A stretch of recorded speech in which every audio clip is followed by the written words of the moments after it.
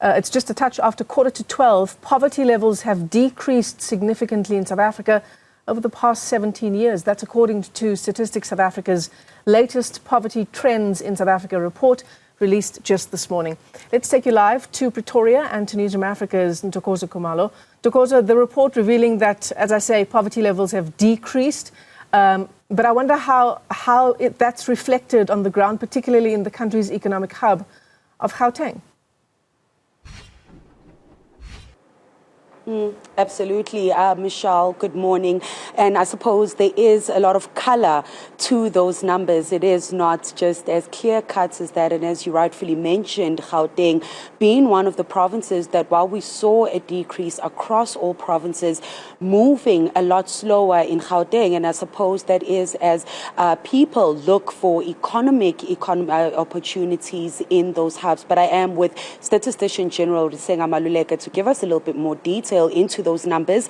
A 19.6 percentage points in the proportion of people in the lower band or lower bound poverty line to 37.9%. So from 2006, an improvement. But help us understand those numbers. Black Africans remaining the most vulnerable or the most in poverty. Gauteng also decreasing at a slower pace. What is happening with the poverty trends that we've seen over the past 17 years?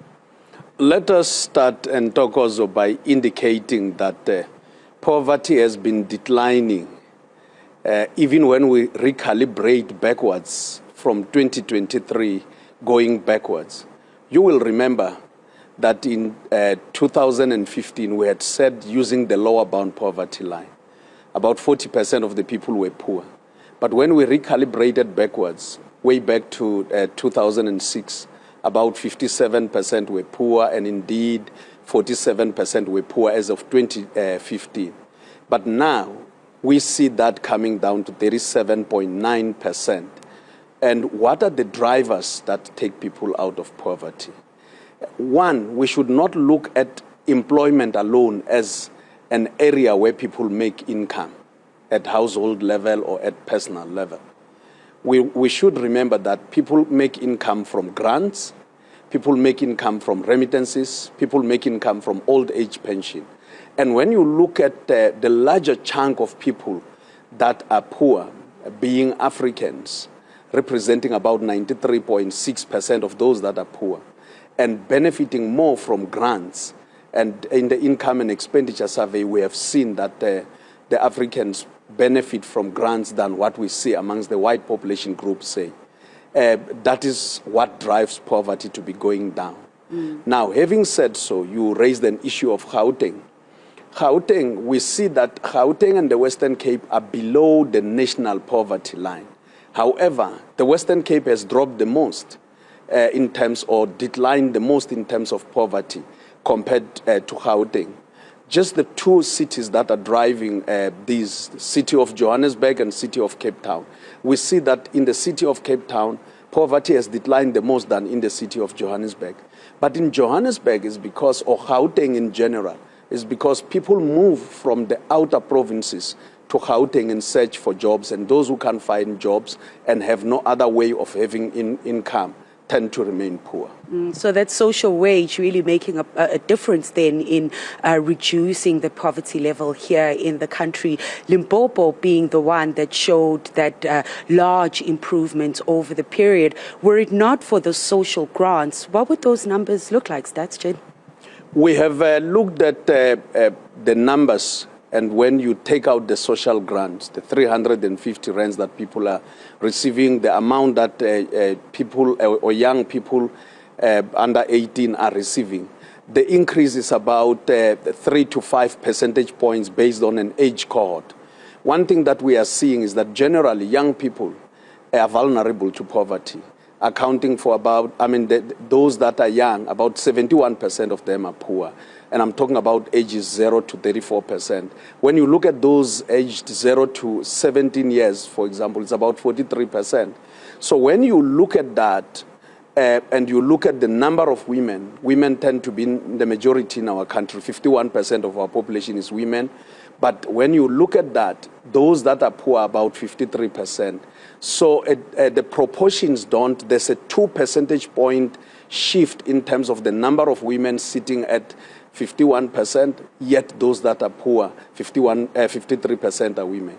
When you look at your black Africans, for example, our population at the time, 2022, 2023, was sitting at 81.7% black African, yet those that are poor in the entire population, 93.6% are black African. So you can see that the provinces of KwaZulu-Natal, Eastern Cape, Northern Cape, and Limpopo do represent a larger chunk of those that are poor. They account for 60% of those that are poor. Although we do see that the Eastern Cape and Limpopo have declined. Largely, the largest decline was in Limpopo, but it's still above national average. And another stat of concern or trend of concern is that those with matric or higher are also seeing an increasing share in that poverty line when we look at that lower bound line, which is 1,300 Rand per month. Help us understand what is happening there. You said a statement, it's not so fashionable anymore to have a matric to be able to get out of poverty. What is the data showing us there? Let us start by saying, why do we track the lower bound poverty line? It's because in the National Development Plan, our country has set its goals using the lower bound poverty line.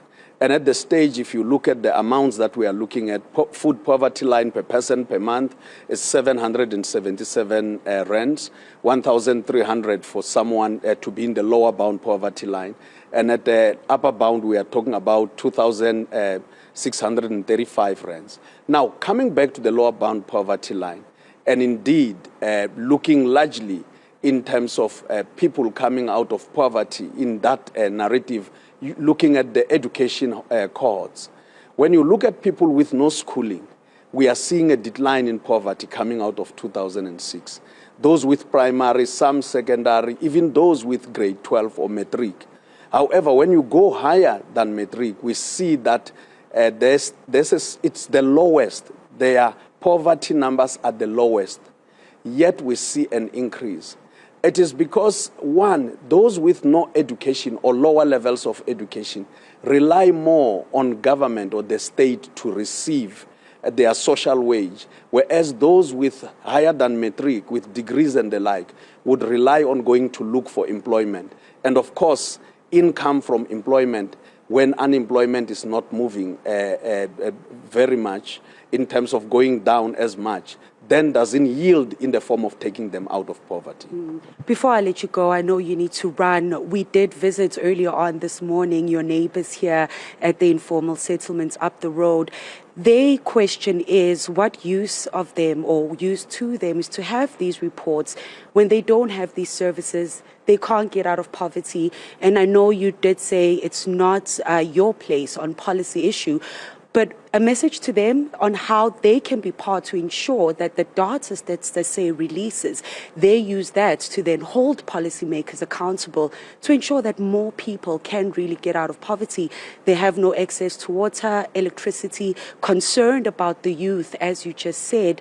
What would a message to them in terms of using this data to see the right policy that will fast track alleviating poverty in their communities? Of course, Statistics South Africa offices and indeed other offices, our Freedom Park, are established here in the Salvo Corp community opposite Hoshimampuru prison. And we see community here, relatively people that are struggling with making ends meet on daily basis. But when we do measure in relation to matters of poverty, issues of employment, we don't measure only those that are closest to our offices. We measure across the whole country. While they remain an epitome or a representative of those who might not be having employment or may remain poor, the information and the data that we make available assists them and others across the country to hold those that are responsible for dealing with programs of poverty alleviation accountable. And of course, they must use these numbers to make sure that they engage in their debates in issues of neighborhood as well as on national issues. But let me say that the numbers that we make available continue to also empower captains of industry and those that are in government to engage with those that those who work for them in industry and those who elect those in public office to engage and make sure that we refine our policies. And indeed, I have no doubt that these numbers we made available today will be used by everyone across the country, the academia included. Absolutely. Well, as always, thank you so much for talking to us, Michelle.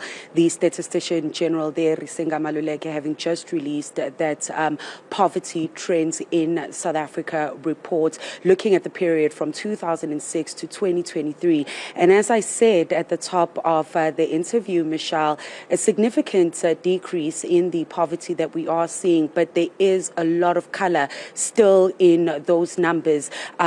Blacks in the country, the black population remaining the most vulnerable to poverty, youth and women as well being quite vulnerable, and social grants really in a lot of the provinces being what is helping people pull out of poverty. But the metros such as Gauteng, particularly Johannesburg and eThekwini, feeling a little bit of pressure as more and more people go to those metros, then looking for opportunities to pull themselves and their families out of poverty, Michelle.